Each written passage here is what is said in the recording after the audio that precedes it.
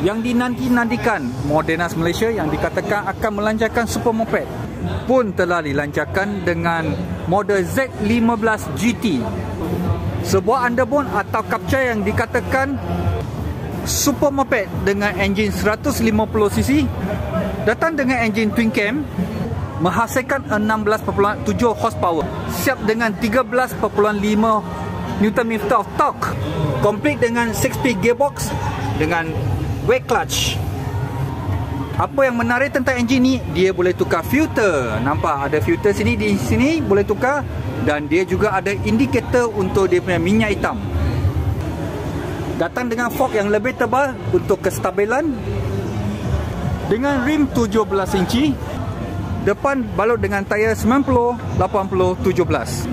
Dan belakang balut dengan tayar 120, 70, 17.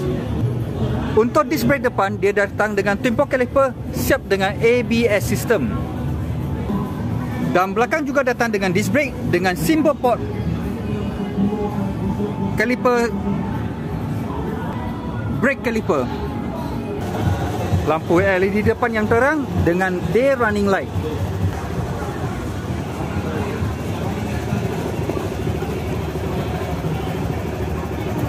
Dan ini adalah kunci dia.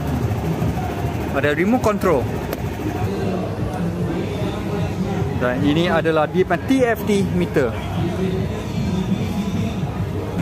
Ada indikator untuk gear di sini, RPM di sini, speedo. Dan ini adalah dia punya minyak indikator. Yang paling best adalah jam di sini. Selain daripada bacaan kilometer.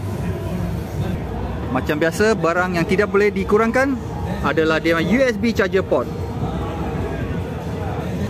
Warna pilihan ada warna merah, warna grey tapi nampak macam putih. Yang ini pula grafik grey, dia nampak macam grey kelabu lebih gerap. So apa pendapat anda tentang motor ini? Yang paling mantap adalah harga dia. Hanya 8,288 sahaja. Nah, dengan exhaust standard, bunyi dia tak bising sangat.